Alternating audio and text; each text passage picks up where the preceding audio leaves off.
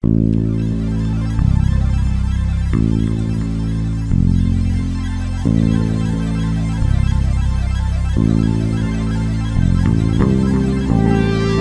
pienso en Mar del Plata, pienso en La Feliz. Pienso en los lobos de mar. Pienso en Rabas. Pienso en el surf. Pienso en esta publicidad del Cóndor. Mar del Plata. Pienso en el festival de cine en el que trabajé muchos años como subtitulador. Pienso también en nuestra diseñadora estrella, la vieja Flores, que es de allá. Pero gracias a un intrépido grupo de investigadores de CONICET que ganaron un concurso para embarcarse en un navío plagado de referencias a la historia sin fin, el barco se llama Falcor, el robot submarino se llama Subastian, ahora más que nada pienso en los monstruos marinos más tiernos del océano. Pero ojo, también entiendo el horror que emerge de las profundidades, lo desconocido e incluso algo peor, lo que nos desconoce. Ese creo que es el germen del horror cósmico versus el terror gótico, donde el peligro siempre venía de la mano de algún científico extraviado, o de figuras demoníacas, o de transformaciones bestiales o fantasmas errantes, un terror que iluminaba el mal, lo que daba por sobreentendido la existencia del bien. Al horror cósmico le chupa un huevo la opinión no solo de los cucas, sino de la humanidad entera, que no es más que un piojo, calvo en mi caso, que flota sobre el lomo de un ser innombrable. El peligro del cosmos no es la maldad, sino el absurdo, lo que no podemos aprehender con nuestras mentes tan pequeñas.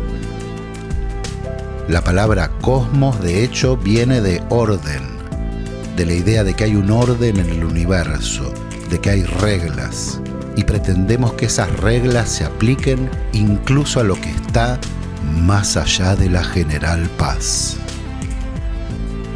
Tapamos el horror de las estrellas con la luz de las ciudades. Lovecraft, además de que dicen que era medio nazi con una fina lluvia de racismo eugénico, aunque quizás hacia el final de su vida se arrepintió un poco de ser tan fan del bigote porque se casó con una mujer judía, Mazel Tov. Pero bueno, el padre del horror cósmico justamente entendía que el horror es comprender que el cosmos no existe, que somos todos criaturas que flotan a merced de un viento invisible. Sus personajes en ese sentido no se corrompían, sino que se volvían absolutamente locos. Por eso da tanta paz esta estrella culona o batatita. Si bien las imágenes de su captura son algo perturbadoras porque se lo llevaron de ano, igual supo ganarse el corazón de la gente.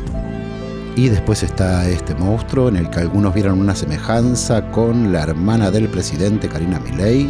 No sé igual cuál es más atemorizante. Y bueno, después nos enteramos que esto es de otra expedición, no de la de Mar del Plata, pero bueno, me enteré tarde, así que lo incluí. De cualquier forma, el punto al que quiero llegar es que es mucho más amable para el espíritu lidiar con un monstruo conocido, reconocible, que con lo desconocido. Es mejor enfrentar a un dios vengativo sobre el que tenemos historias comunes que a otro al que ni siquiera se le puede rezar.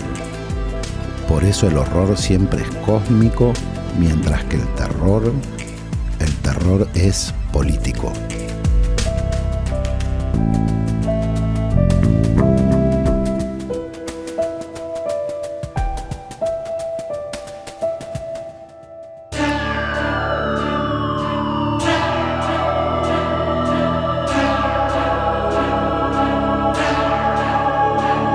En algún lado leí una teoría de que cada sociedad interpreta sus culpas en forma de miedos persecutorios que aparecen en la ficción. Por ejemplo, hay más fantasmas con cadenas en países donde hubo esclavos.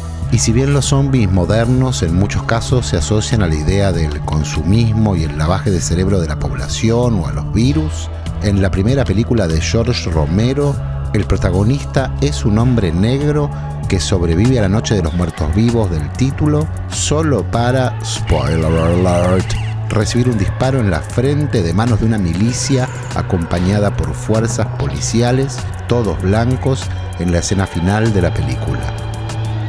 Varios señalan también que en El Resplandor, el Hotel Overlook, donde Jack pierde la cabeza y decide entrarle a hachazos a su familia, está adornado por diversos motivos nativoamericanos, resaltando esta ya clásica idea de que un lugar está embrujado porque se construyó sobre un cementerio indio, al igual que todo en Estados Unidos y en mucho de nuestro querido país.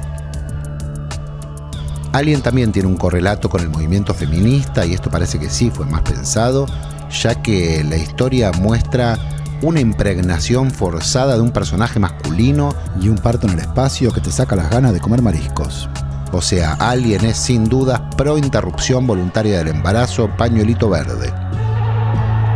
Otro ejemplo que quería traer a colación es cómo la Guerra del Golfo fue notablemente televisada en vivo, al punto que Jean Baudrillard, guionista involuntario de The Matrix, escribió en 1991 una serie de artículos, uno de los cuales se titula directamente La Guerra del Golfo no sucedió, en el sentido de que fue consumida como un espectáculo hiperreal, a tal punto que dicen que un grupo de periodistas de CNN en un momento entrevistó a otros periodistas que estaban en Irak sobre sus experiencias de primera mano, y estos últimos confesaron que para enterarse de lo que pasaba, más que nada veían la guerra en la tele.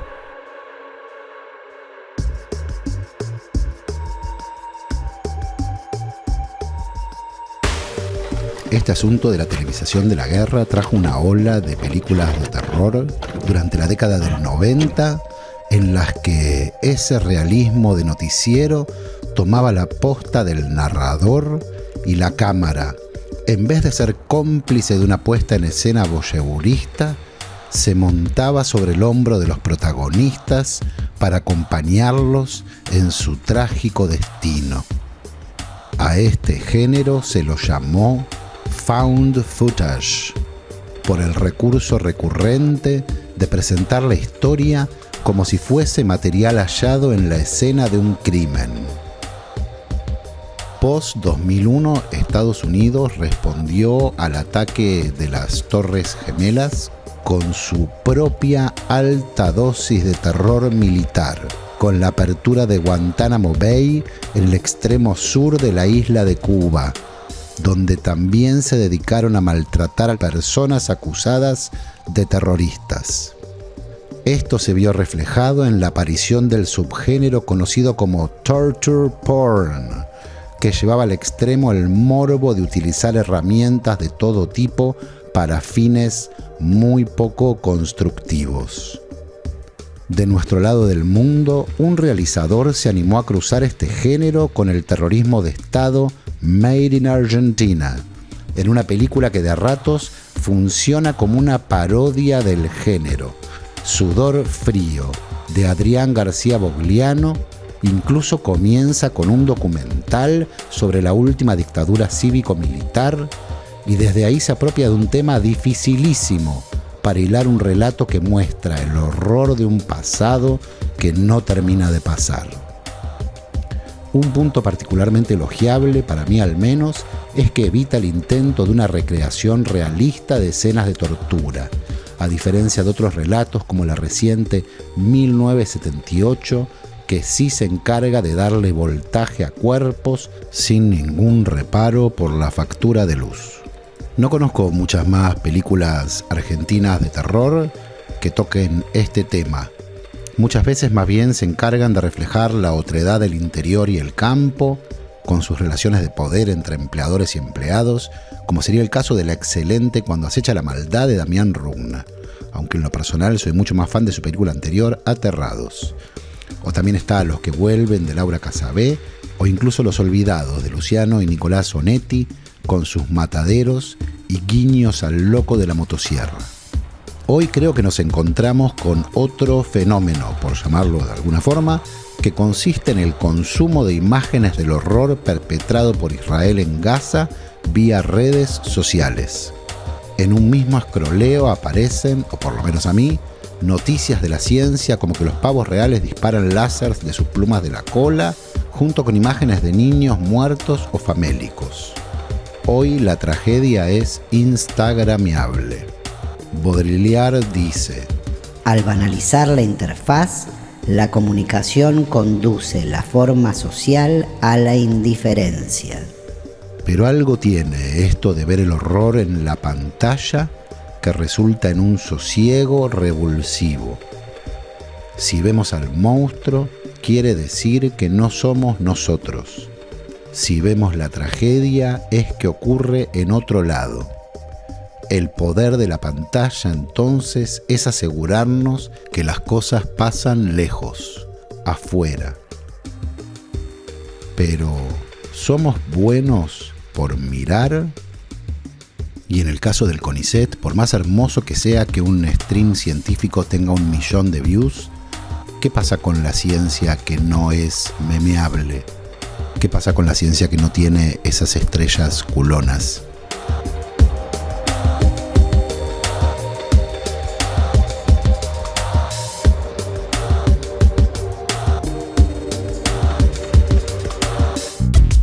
Bueno, mi gente querida, otro capítulo de Fingir Coherencia que se nos fue. Espero sinceramente que lo hayan disfrutado. Estas, como siempre, son mis opiniones y los invito a que compartan las de ustedes con nosotros, ya que abrimos una casilla de mail. Pero qué tecnología moderna. Acá les dejo la dirección para que la busco. Es fingircoherencia@gmail.com. Nos matamos con el título. Ahí pueden mandarnos lo que quieran, comentarios, cosas de las que les gustaría que hablemos, videos, lo que fuere. Vamos a tratar de responder a todo. Y quiero agradecerle particularmente a Gala Chip Tecno, que estuvo el otro día en Fingir Presencia, el evento en vivo de Fingir Coherencia, y nos dejó de regalo una camarita glitcheada que usamos para este capítulo. Bueno, mi gente, les recuerdo también que si quieren ayudar a que este proyecto continúe, al igual que País de Boludos, aquí les dejo un QR, pueden entrar y hacernos un aporte único, una suscripción mensual. Todo ayuda mucho, muchísimo. Y sin mucho más para decir de mi parte, nos reencontramos la semana que viene. Adiós.